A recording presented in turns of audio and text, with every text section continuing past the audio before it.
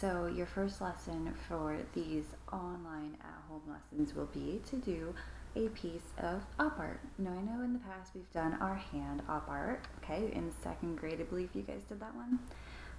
And now we're going to go ahead and look at something that's called a converging lines op art. But before we get into the steps, I want us to go ahead and take a little look at the history of op art before we actually get into our drawing.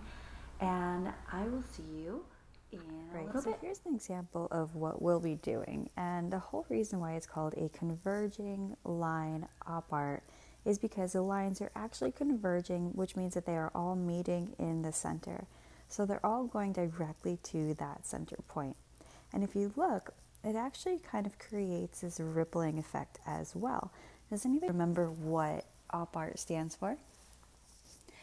Most of you should by this point, and if you don't remember, op art actually just stands for optical illusion art. So as in they are creating an optical illusion, making you feel like you're seeing one thing when you're actually seeing another thing. So on here, we think we're seeing kind of like what looks like a fabric or a blanket creating waves.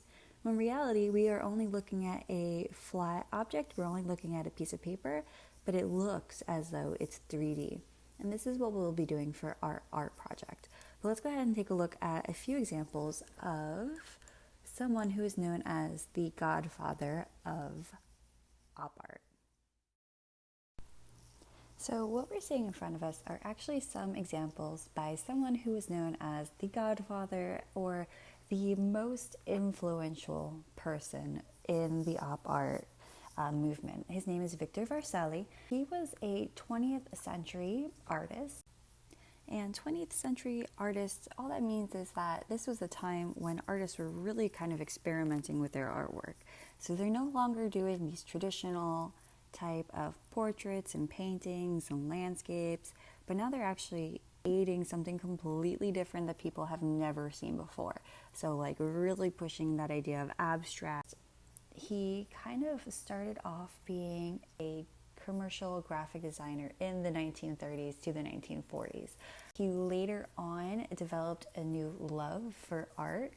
He enjoyed the idea of kind of adding technical precision, so kind of the old school way of doing art, along with this scientific way of adding the geometric shapes, creating depth in his artwork, perspective. He wanted you to think that what he was making, even though he was painting on a flat surface, he wanted you to imagine that it was a 3D object. A lot of people will feel as though it's moving, even though it's not.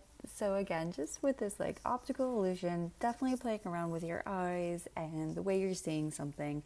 That was Victor Vasarely's entire goal.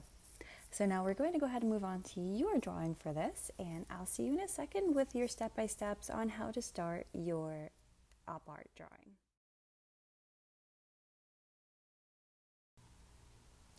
Alright, so here we go. Unfortunately, I know that the video is a little bit lagging. Try to bear with me with that, but here are your first steps for creating your converging line op art. For this project, all you'll need is a piece of white paper. You can use construction paper, printer paper, or a sketchbook, anything that you have laying around the house.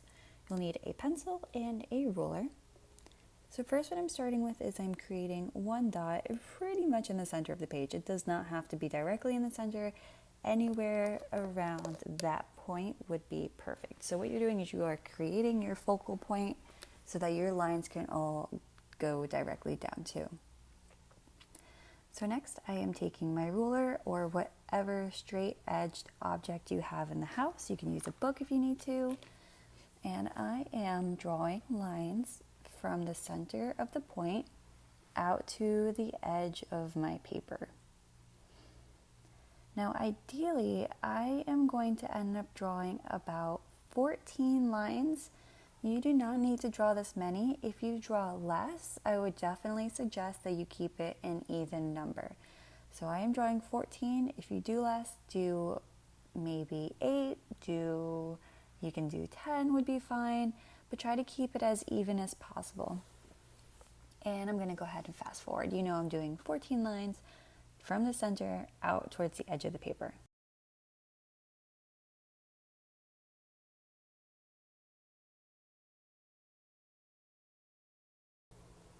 Alright, so back to normal speed.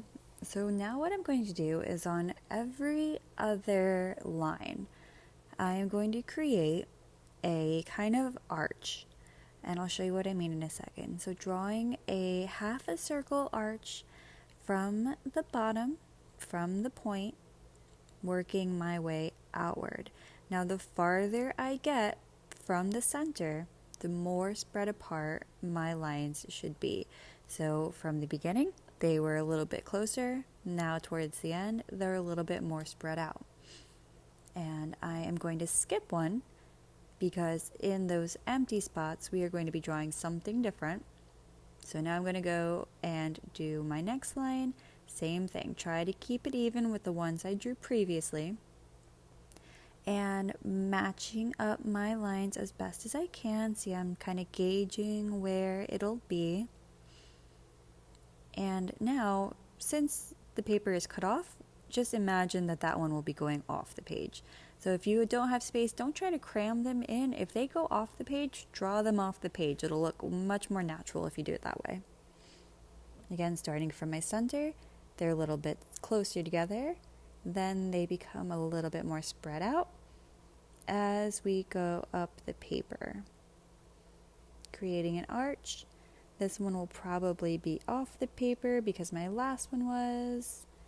Yeah, so I'm going to start there, create the arch, and just let it go off the paper. Don't try to cram it in. It will not look natural.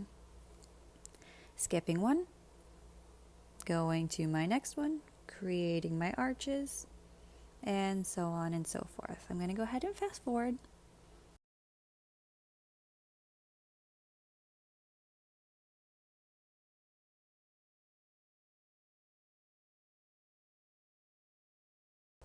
Okay, so now we have every other one has arches going up. And then the opposite ones should all be blank at the moment. So kind of creating a pattern, right? Now in your empty spaces, as you can see, each other one should be empty. We're going to go ahead and now draw a U shape going down. So instead of an arch going up, we're now going to do the opposite and draw a U shape going down. I'm going to do my best to go ahead and connect my U shape to the arches that I drew previously, going down and connecting. All right, this one's a little bit off, that's okay. Going down and connecting. Now obviously this one goes off the paper, so I'm going to do my best and just imagine. Let's say, hey, it starts there, and go back up to the one that I can see. It's not perfect, that's okay, doesn't have to be. The illusion will all come in when we actually color our paper. All right, so again, starting at the bottom, creating a U shape down, connecting there, U shape down, connecting, and U shape down, connecting. All right, next one is going to go off the paper.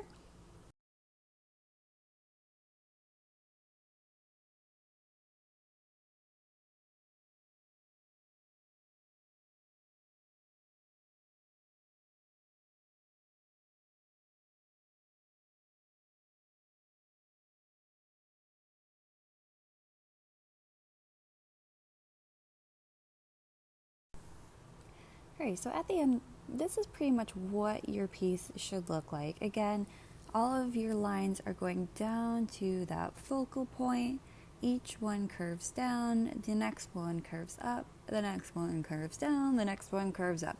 So creating that blanket folding effect. Now in the next video, we will talk about coloring and how to color our pieces.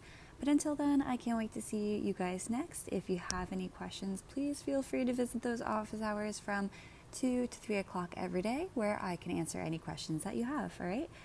Good job, guys. I hope that they turn out beautifully. If you want to show me a picture, please feel free to stop by and show me pictures. I can't wait to see them.